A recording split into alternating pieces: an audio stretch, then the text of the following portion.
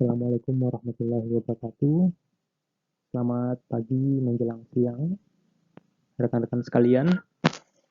Sebelumnya, kesempatan kali ini kita tidak dapat melaksanakan perkuliahan secara langsung ya, tatap muka. Sehingga perkuliahan pada kesempatan kali ini kita lakukan melalui media digital ya, video pembelajaran. Nah, adapun materi yang akan kita bahas pada kesempatan kali ini mengenai ejaan yang disempurnakan. Di sini ada tahun 2022. Ejaan yang disempurnakan mungkin sebagian dari rekan-rekan telah mendengar atau pernah mendengar ya, ejaan yang disempurnakan atau biasa disingkat dengan kata EYD ya.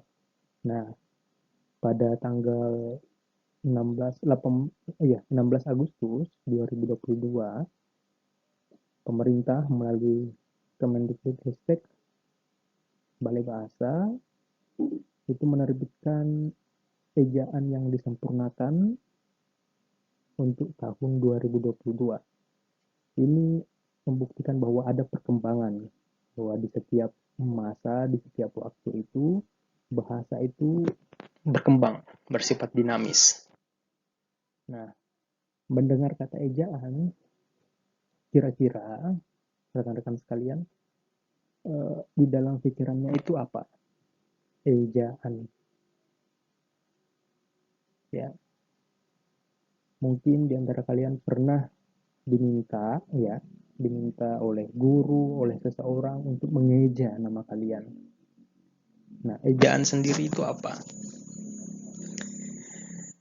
Ejaan dapat dipahami sebagai proses mengkonkretkan bunyi. Ya, mengkonkretkan bunyi. Jadi bunyi ya itu didengar.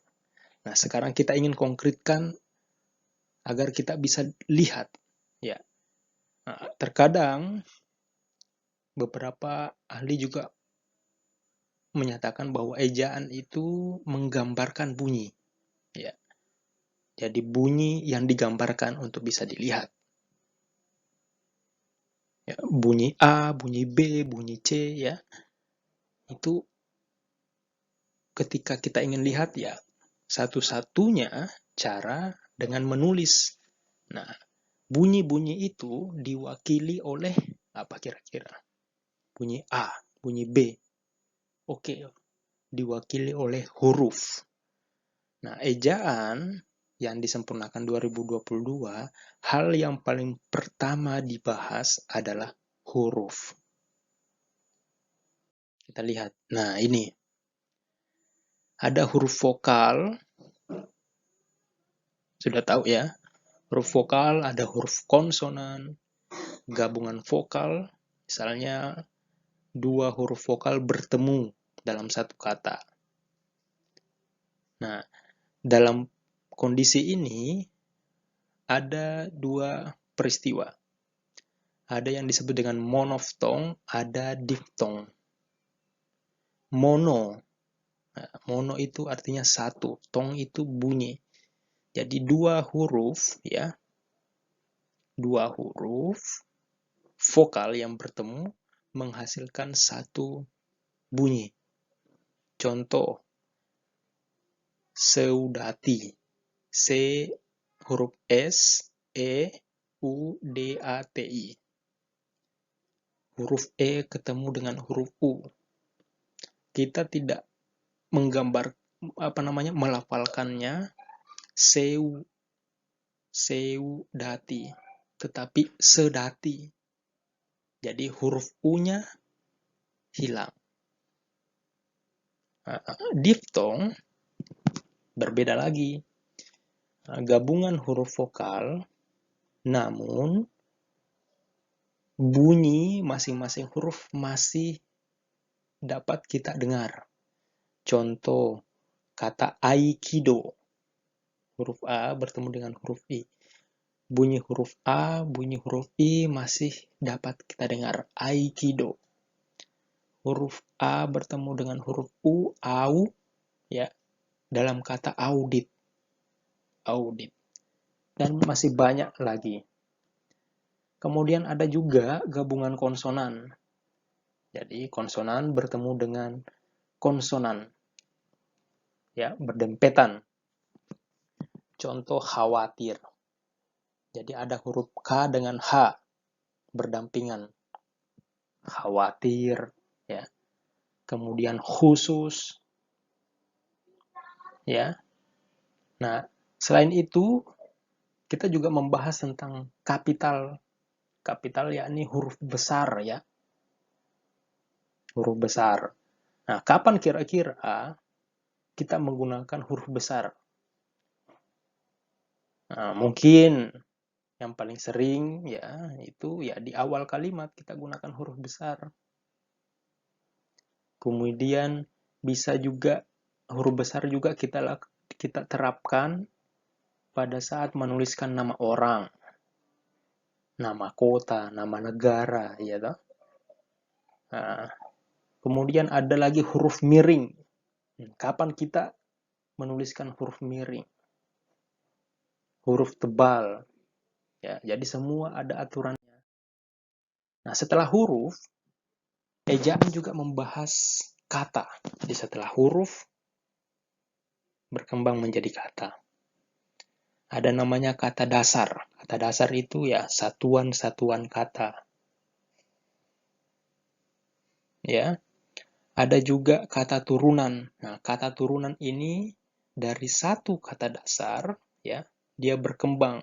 Berkembang karena pertama, dia memperoleh imbuhan. Ya. Dia memperoleh imbuhan. Contoh seperti jalan. Kata dasar. Dia bertemu atau memperoleh imbuhan namanya berjalan. Ya, itu turunan dari kata jalan. Ada juga bentuk terikat. Ya. Maksudnya bentuk terikat di sini apa? Bentuk terikat di sini dimaknai sebagai kata, ya. Kata yang terdiri dari dua kata. Terdiri dari dua kata, kemudian dia disambung. Ya. Seperti kata loka dengan karya.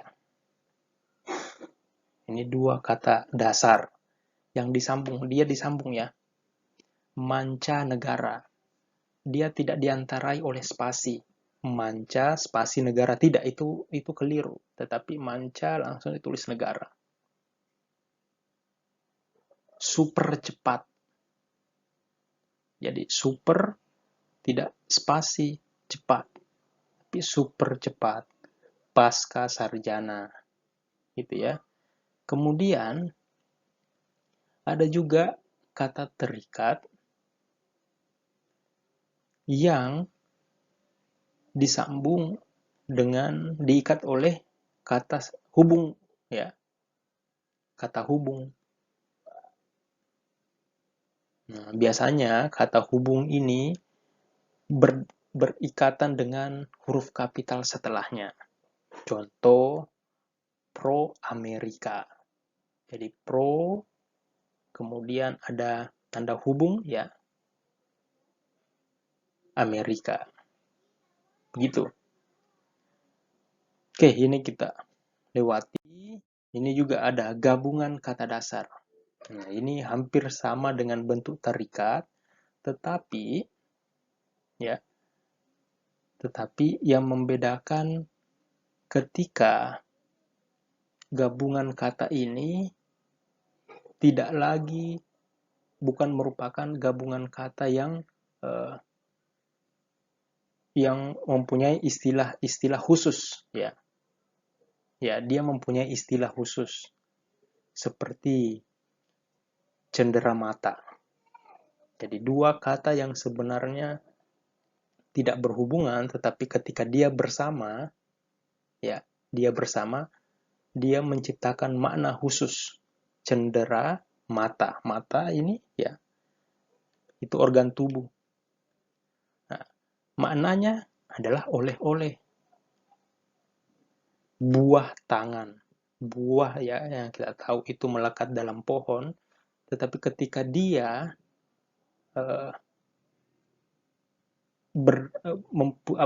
bertemu dengan kata tangan, nah, dia tidak lagi mempunyai makna buah yang sama, tetapi mempunyai makna oleh-oleh juga ya, atau hadiah. Itu apalagi kambing hitam, kambing berwarna hitam.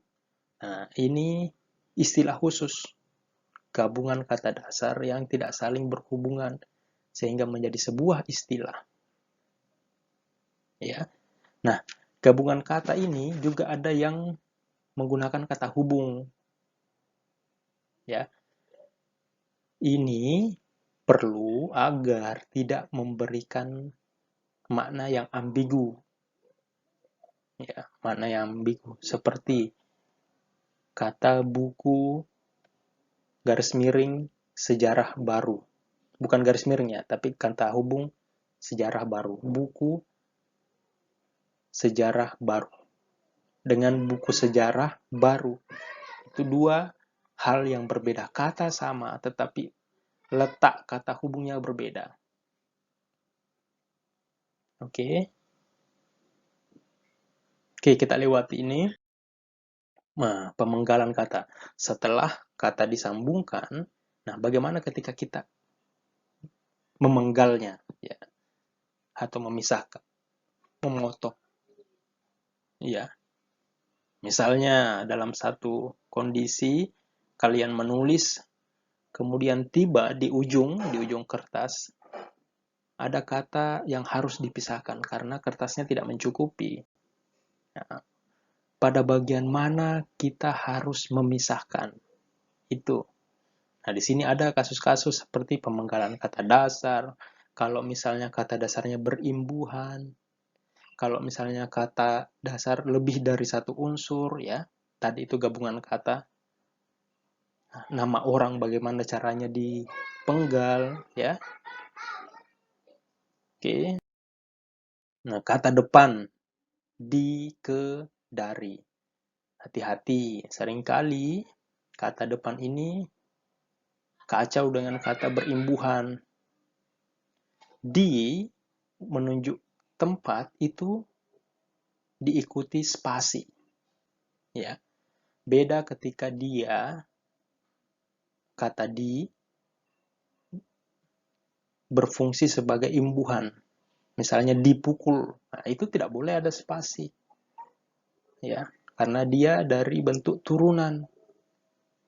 Nah, ketika dia berfungsi kata tempat seperti di rumah, itu perlu ada spasi.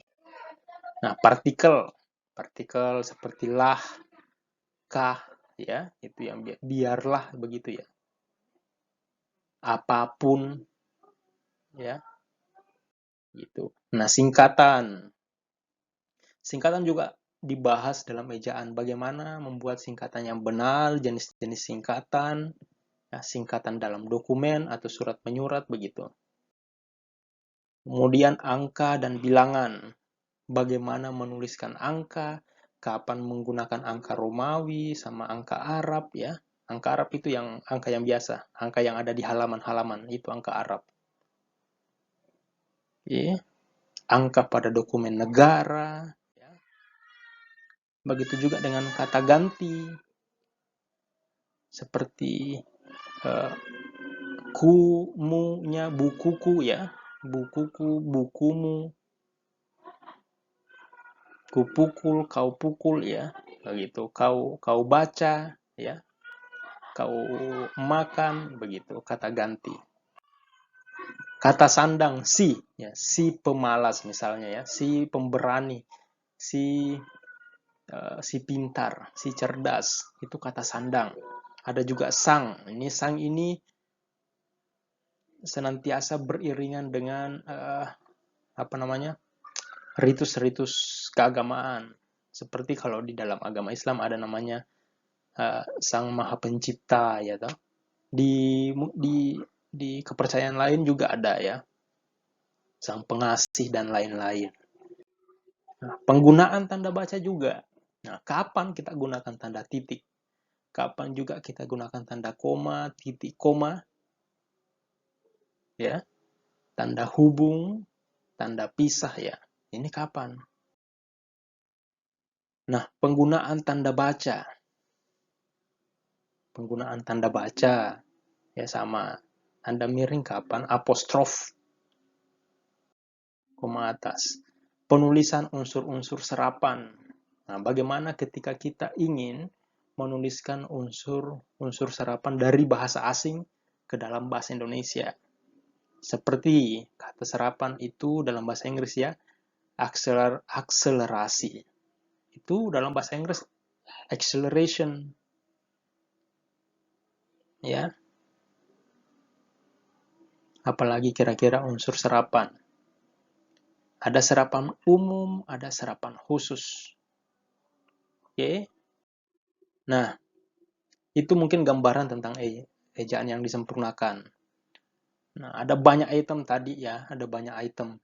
Nah, untuk itu saya minta rekan-rekan sekalian untuk membuat contoh masing-masing item. Jadi tadi ada beberapa item ya, mulai dari penggunaan huruf ya, kapan itu huruf kapital digunakan, nah, kemudian kata, pemenggalan kata, ya. Silahkan dari item-item itu kalian cari contoh minimal 1 item. Dikerjakan per kelompok, ya.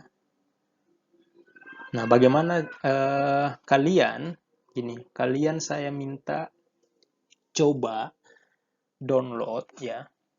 Download buka smartphone-nya, gawainya, download ejaan yang disempurnakan 2022. Kalian download. Di situ lengkap. Nah, ada 4 bab. Nah, kelompok dibagi 4. Ya. Kelompok dibagi 4. Jadi jumlah mahasiswa dibagi 4. Itulah anggota kelompok. Oke. Kelompok 1 akan membahas bab 1, kelompok 2 akan membahas bab 2, kelompok 3 akan membahas bab 3, kelompok 4 akan membahas bab 4. Jadi dibagi. Oke. Kemudian tugas kedua ini tugas pengganti karena pertemuan kita belum sempat ya. Karena kemarin kan saya tidak hadir. Untuk mengganti ya, saya akan memberikan teks. Ini individu akan memberikan teks untuk kalian cari kekeliruan. Ya. Cari kekeliruan yang ada di dalam teks tersebut. Kalian cari, tuliskan kekeliruan tersebut, kemudian yang benarnya seperti apa. Oke, baik. Itu saja mungkin rekan-rekan sekalian. Sebelumnya mohon maaf untuk pertemuan kali ini belum bisa bertatap muka langsung ya, karena ada tugas di luar kota. Terima kasih saya ucapkan. Wassalamualaikum warahmatullahi wabarakatuh.